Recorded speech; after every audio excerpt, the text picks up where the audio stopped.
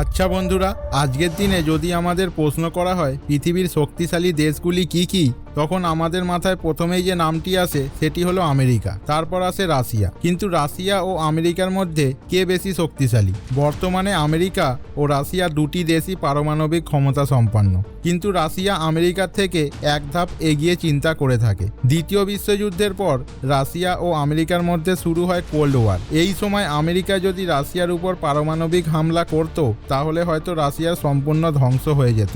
কিন্তু রাশিয়া এক উন্নত প্রযুক্তি আবিষ্কার করেছে, যেটার নাম ডেড হ্যান্ড সিস্টেম।